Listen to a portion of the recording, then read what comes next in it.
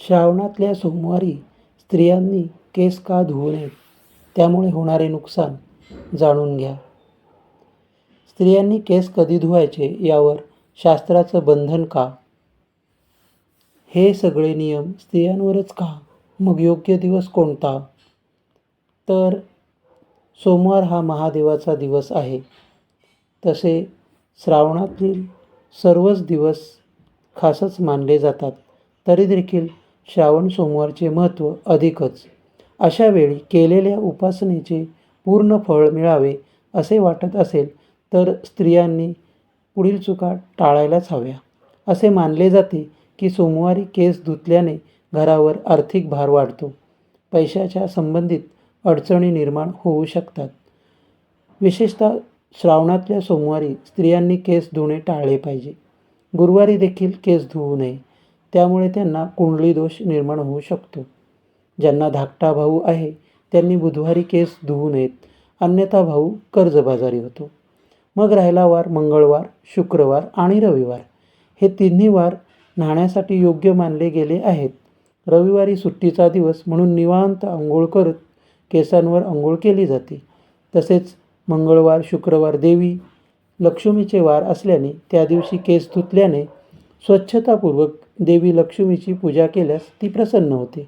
सोमवार, बुधवार, गुरुवार या दिवशी उपवास, सण, उत्सव आल्याचे केस धुणे लाभदायक ठरते का? तर नाही.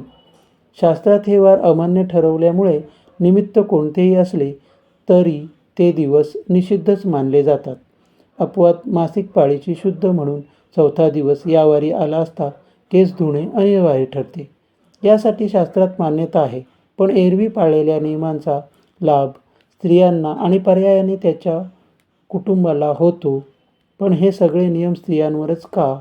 तर नियम, अटी, बंधने आल्यावर स्त्रियांना या गोष्टींचा जाच वाटू लागतो.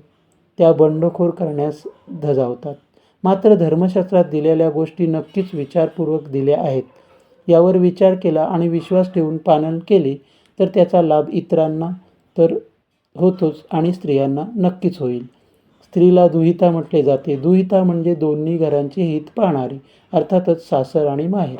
जेवढ्या आपुलकीने घरांच्यासाठी करते तेवढीच आपुलकी तिला घरच्यांकडून मिळते असे नाहीच. तरी देखील आत्मीयतेने घर सांधून ठेवते. ती प्रेमपूर्वक वागणुकीने घरच्यांचे मतपरिवर्तन करू शकते. अर्थात बदल घडवण्याची क्षमता तिच्यात असते. म्हणून अनेक व्रत, नियम, उपवास स्त्रियांना सांगितले आहेत.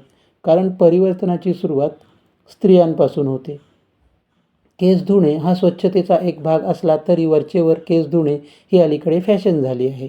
सतत मोकळ्या केसात अडकलेले हात संसाराला हातभार कधी लावणार हा विचार कालबाह्य वाटत असला तरी शास्त्रकर्त्यांनी यातून जबाबदारीची जाणीव करून दिली आहे. रवी, मंगळ, शुक्र अशी एक दिवसाआड केस धुण्याची दिलेली मोकळीक स्त्री आरोग्याचा विचार समोर ठेवून केलेली आहे. पुरुषांच्या तुलनेत स्त्रियांचे केस मोठे असल्याने त्यांची निगा राखण्यासाठी 3 दिवस पुरेसे आहेत. वारंवार केस धुतल्याने केसांचा पोत बिघडतो, केस गळतात, वाढ खुंटते. केसांचा चांगली तेल मालिश मिळावी या दृष्टीनेही या दिवसांची आखणी केली आहे. परंतु मनुष्य स्वभाव पाहता सरळ सांगितलेल्या गोष्टी त्याला पचनी पडत नाहीत. अशा वेळी धर्मशास्त्राचा आधार घेऊन काही गोष्टी सांगितल्या जातात. धर्मशास्त्र म्हटल्यावर कोणी प्रश्न उपस्थित न करता नियमांचे काटेकोरपणे पालन करतात. म्हणून काही बाबतीत नियमांच्या चौकटी धर्मशास्त्राने आखून दिल्या आहेत. या गोष्टींचा विचार करता, स्त्री आरोग्याचा विचार करता श्रावण सोमवारी नटण्यामुरडण्यात वेळ न दवडता ईश्वर सेवेत तो वेळ व्यतीत करावा हे या नियमाचे सार आहे असे म्हणता येईल. मित्रांनो, दिलेली माहिती ही तुम्हाला कशी वाटली? आवडल्यास व्हिडिओला लाईक करा, शेअर करा आणि चॅनलला सबस्क्राईब करा. धन्यवाद.